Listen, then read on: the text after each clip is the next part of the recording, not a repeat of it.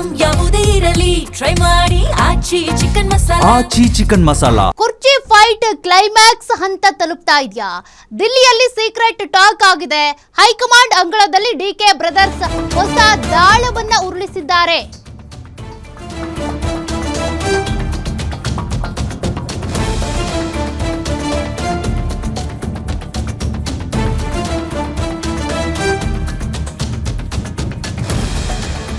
ಹಾಗಾದ್ರೆ ಟ್ರಬಲ್ ಶೂಟರ್ಗೆ ಸಿಹಿ ಸುದ್ದಿ ಕೊಡ್ತಾರಾ ವರಿಷ್ಠರು? ಅಸ್ಸಾಂ, ಕೇರಳ, ತಮಿಳುನಾಡು ಚುನಾವಣೆ ಉಸ್ತುವಾರಿಯನ್ನ ನಿಭಾಯಿಸಿದ್ದಾಯ್ತು ಡಿಕೆ ಶಿವಕುಮಾರ್ ಅವರು. ಈಗ ದೆಹಲಿಯಲ್ಲಿ ಹೊಸ ಪಟ್ಟು ಹಿಡಿದಿದ್ದಾರೆ ಡಿಕೆ ಬ್ರದರ್ಸ್. ಪಂಚರಾಜ್ಯ ಫಲಿತಾಂಶದ ಬಳಿಕ ನಾಯಕತ್ವ ಬದಲಾವಣೆಗೆ ಪಟ್ಟನ್ನ ಹಿಡಿದಿದ್ದಾರೆ. ಗ್ಯಾರಂಟಿ ನ್ಯೂಸ್ನಲ್ಲಿ ಕುರ್ಚಿ ಫೈಟ್ನ ಎಕ್ಸ್ಕ್ಲೂಸಿವ್ ಡೀಟೇಲ್ಸ್. ಪಕ್ಷ ನಿಷ್ಠೆಯನ್ನ ಪರಿಗಣಿಸಿ ಶೀಘ್ರವೇ ಅವಕಾಶ ಕೊಡಿ ಅಂತಿದ್ದಾರೆ ಡಿಕೆ ಶಿವಕುಮಾರ್. 2028ರ ಚುನಾವಣೆಯನ್ನ ಗಮನದಲ್ಲಿಟ್ಕೊಂಡು ನಾಯಕತ್ವ ಬದಲಾವಣೆಗೆ ಅಂತ ಪಟ್ಟನ್ನ ಹಿಡಿದಿದ್ದಾರೆ. ಹಾಗಾದ್ರೆ ಟ್ರಬಲ್ ಶೂಟರ್ಗೆ ನಿಜಕ್ಕೂ ಸಿಹಿ ಸುದ್ದಿ ಶೀಘ್ರದಲ್ಲೇ ಸಿಗುತ್ತಾ? ನಾಯಕತ್ವ ಬದಲಾವಣೆ ಆಗುತ್ತಾ ಅಂತ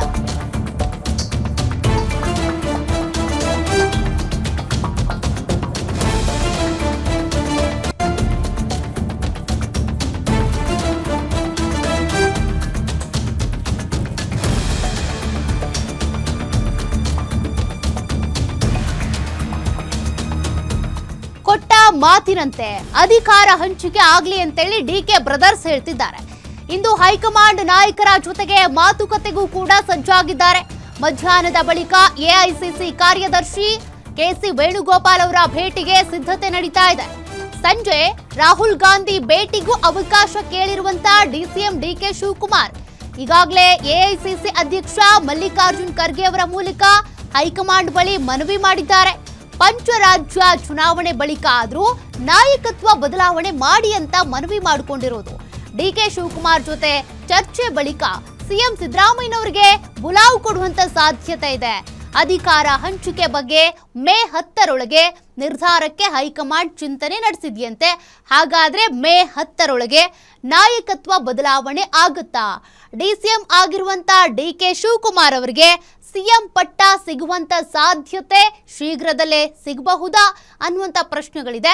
ಹೈಕಮಾಂಡ್ ಏನ್ ಹೇಳ್ಬಹುದು? ಹಾಗಾದ್ರೆ ದೆಹಲಿ ಅಂಗಳದಲ್ಲಿ ಆಗ್ತಾ ಇರುವಂತ ಚರ್ಚೆಗಳೇನು? ತದನಂತರದಲ್ಲಿ ಏನ್ ನಿರ್ಧಾರ ತೆಗೆದುಕೊಳ್ಳಬಹುದು?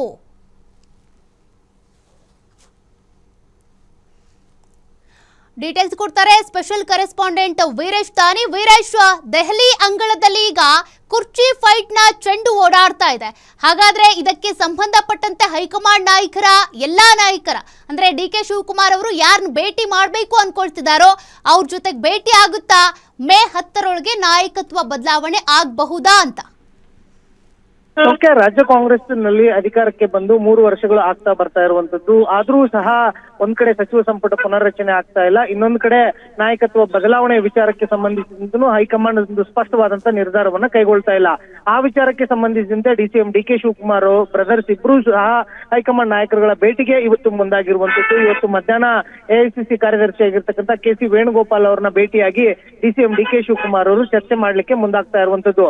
ಅದರ ಜೊತೆಗೂ ಸಹ ಸಂಜೆ ವೇಳೆಗೆ ಕಾಂಗ್ರೆಸ್ನ ವರಿಷ್ಠ ಆಗಿರ್ತಕ್ಕಂಥ ರಾಹುಲ್ ಗಾಂಧಿ ಅವರ ಭೇಟಿಗೆ ಅವಕಾಶವನ್ನ ಕೇಳಿರುವಂತದ್ದು. ರಾಹುಲ್ ಗಾಂಧಿ ಅವರ ಭೇಟಿ ಬಹುತೇಕ ಇವತ್ತು ಸಂಜೆ ಆಗುವಂತ ಸಾಧ್ಯತೆ ಇರುವಂತದ್ದು. ರಾಹುಲ್ ಗಾಂಧಿ ಅವರ ಜೊತೆಗೆ ಪಂಚರಾಜ್ಯಗಳ ಚುನಾವಣೆಯ ವಿಚಾರಕ್ಕೆ ಸಂಬಂಧಿಸಿದಂತೆ ಡಿಸಿಎಂ ಡಿಕೆ ಶಿವಕುಮಾರ್ ಅವರು ಚರ್ಚೆ ಮಾಡೋದ್ರ ಜೊತೆಗೂ ರಾಜ್ಯದಲ್ಲಿ ನಾಯಕತ್ವ ಬದಲಾವಣೆ ವಿಚಾರವನ್ನು ಸಹ ಪ್ರಸ್ತಾಪ ಮಾಡ್ಲಿಕ್ಕೆ ಮುಂದಾಗ್ತಾ ಇರುವಂತದ್ದು. ಪಂಚರಾಜ್ಯಗಳ ಚುನಾವಣೆ ಫಲಿತಾಂಶ ಬರ್ತಿದ್ದಂತೆ ರಾಜ್ಯದಲ್ಲೂ ಸಹ ಅಧಿಕಾರ ಹಂಚಿಕೆ ಆಗ್ಲೇಬೇಕು ಅನ್ನೋ ಒಂದು ಪಟ್ಟಣ ಡಿಸಿಎಂ ಡಿಕೆ ಶಿವಕುಮಾರ್ ಅವರು ಹಿಡ್ಕೊಂಡು ಕೂತಿರುವಂತದ್ದು. ಈ ವಿಚಾರಕ್ಕೆ ಸಂಬಂಧಿಸಿದಂತೆ ಕಳೆದ 1.5 ತಿಂಗಳ ಹಿಂದೆಯೂ ಸಹ ರಾಹುಲ್ ಗಾಂಧಿ ಅವರ ಜೊತೆಗೆ ಡಿಸಿಎಂ ಡಿಕೆ ಶಿವಕುಮಾರ್ ಅವರು ಚರ್ಚೆಯನ್ನ ಮಾಡಿದ್ರು. ಆದ್ರೆ ಪಂಚರಾಜ್ಯಗಳ ಚುನಾವಣೆ ಮುಗಿದ ಬಳಿಕ ಒಂದು ನಿರ್ಧಾರವನ್ನ ತೆಗೆದುಕೊಳ್ಳೋಣ ಅನ್ನೋ ಒಂದು ಭರವಸೆ ಕೊಟ್ಟಿರುವ ಹಿನ್ನೆಲೆಯನ್ನೇ ಈಗ ರಾಹುಲ್ ಗಾಂಧಿ ಅವರ ಜೊತೆಗೆ ಡಿಸಿಎಂ ಡಿಕೆ ಶಿವಕುಮಾರ್ ಅವರು ಚರ್ಚೆಗೆ ಮುಂದಾಗಿರುವಂತದ್ದು.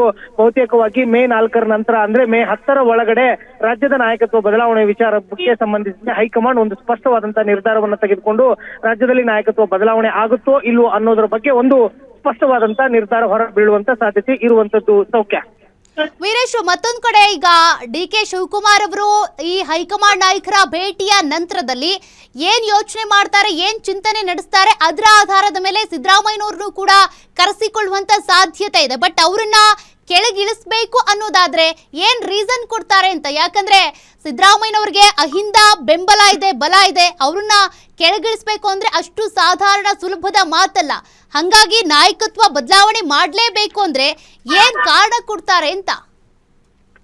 ಖಂಡಿತವಾಗಿಯೂ ಸೌಖ್ಯ. ರಾಜ್ಯ ಕಾಂಗ್ರೆಸ್ ನಲ್ಲಿ ಸಿಎಂ ಸಿದ್ದರಾಮಯ್ಯನವರ ಸರಿಸಮಾನವಾಗಿ ನಾಯಕರು ಯಾರು ಇಲ್ಲ ಅನ್ನೋದ್ರಲ್ಲಿ ಎರಡು ಮಾತಿಲ್ಲ ಅಂತ ಹೇಳ್ಬೋದು. ಇಡೀ ಅಹಿಂದ ವರ್ಗದ ನಾಯಕರಾಗಿ ಹೊರಹೊಮ್ಮಿರ್ತಕ್ಕಂತ ಸಿಎಂ ಸಿದ್ದರಾಮಯ್ಯನವ್ರನ್ನ ಗೌರವಯುತವಾಗಿ ಅವರ ಒಪ್ಪಿಗೆಯನ್ನ ಪಡೆದುಕೊಂಡೇನೆ ಅಧಿಕಾರ ಹಂಚಿಕೆ ಮಾಡಲೇಬೇಕಾದಂತ ಅನಿವಾರ್ಯತೆ ಕಾಂಗ್ರೆಸ್ ಹೈಕಮಾಂಡ್ಗೆ ಇರುವಂತದ್ದು. ಕಾಂಗ್ರೆಸ್ ಹೈಕಮಾಂಡ್ 2028ರ ಚುನಾವಣೆಯನ್ನ ಗಮನದಲ್ಲಿಟ್ಟುಕೊಂಡು ಈ ನಿರ್ಧಾರಕ್ಕೆ ಮುಂದಾಗುವಂತ ಸಾಧ್ಯತೆಗಳು ಇರುವಂತದ್ದು. ಸಿಎಂ ಸಿದ್ದರಾಮಯ್ಯನವ್ರಿಗೂ ಸಹ 2 ಬಾರಿ ಸಿಎಂ ಆಗ್ಲಿಕ್ಕೆ ಅವಕಾಶವನ್ನ ಕಾಂಗ್ರೆಸ್ ಮಾಡಿಕೊಟ್ಟಿರುವಂತದ್ದು ಮತ್ತು ದಾಖಲೆಯ ದಿನಗಳ ಕಾಲ ಅವರಿಗೆ ಅಧಿಕಾರ ಸಿಎಂ ಆಗ್ಲಿಕ್ಕೆ ಅವಕಾಶವನ್ನ ಮಾಡಿಕೊಟ್ಟಿರೋದ್ರ ಜೊತೆಗೂ ದಾಖಲೆಯ ಬಜೆಟ್ ಮಂಡನೆಯನ್ನ ಮಾಡ್ಲಿಕ್ಕೆ ರಾಜ್ಯ ಕಾಂಗ್ರೆಸ್ ಒಂದು ವ್ಯವಸ್ಥೆಯನ್ನ ಮಾಡಿಕೊಟ್ಟಿದೆ. ಹೀಗಾಗಿ ಬೇರೊಬ್ಬ ನಾಯಕರುಗಳಿಗೂ ಸಹ ನೀವು ಅವಕಾಶವನ್ನ ಮಾಡಿಕೊಡಿ ಮತ್ತು 2028ರ ಚುನಾವಣೆಯನ್ನ ಗಮನದಲ್ಲಿ ಇಟ್ಕೊಂಡು ಪಕ್ಷಕ್ಕೆ ಒಂದು ದಾರಿಯನ್ನ ಕೊಡಿ ಮತ್ತು ನೀವು ಸಲಹೆ ಮತ್ತು ಹಿರಿಯರಾಗಿ ಈ ನಿರ್ಧಾರವನ್ನ ಮಾಡಿ ಅನ್ನೋ ಒಂದು ಸಾಧ್ಯತೆಯನ್ನ ಹೈಕಮಾಂಡ್ ಅವರ ಮುಂದೆ ಇಡುವಂತ ಸಾಧ್ಯತೆ ಇರುವಂತದ್ದು. ಈಗಲೂ ಸಹ ಸಿಎಂ ಸಿದ್ದರಾಮಯ್ಯನವರ ಆಪ್ತರು ಯಾವುದೇ ಕಾರಣಕ್ಕೂ ಸಹ ಸಿಎಂ ಸಿದ್ದರಾಮಯ್ಯನವರನ್ನ ಬದಲಾವಣೆ ಮಾಡಲೇಬಾರದು ಅನ್ನೋ ಒಂದು ಪಟ್ಟನ್ನ ಹಿಡಿದುಕೊಂಡು ಕೂತಿದ್ದಾರೆ. ಆದ್ರೆ ಡಿಸಿಎಂ ಡಿ ಕೆ ಶಿವಕುಮಾರ್ ಅವರು 2023ರ ವಿಧಾನಸಭೆಯ ಚುನಾವಣೆ ಫಲಿತಾಂಶದ ಬಳಿಕ ಹೈಕಮಾಂಡ್ ನಾಯಕರುಗಳು ಕೊಟ್ಟಿರ್ತಕ್ಕಂಥ ಕೊಟ್ಟ ಮಾತು ಅಂದ್ರೆ ಅಧಿಕಾರ ಹಂಚಿಕೆ ವಿಚಾರದ ಪ್ರಸ್ತಾಪವನ್ನ ಇದೀಗ ಡಿಸಿಎಂ ಡಿ ಕೆ ಶಿವಕುಮಾರ್ ಅವರು ಪದೇ ಪದೇ ಹೈಕಮಾಂಡ್ ಮುಂದೆ ಪ್ರಸ್ತಾಪವನ್ನ ಮಾಡ್ತಾ ಇರುವಂತದ್ದು. ಸೌಖ್ಯ. Thank you Veeresh ಡೀಟೇಲ್ಸ್ಗೆ.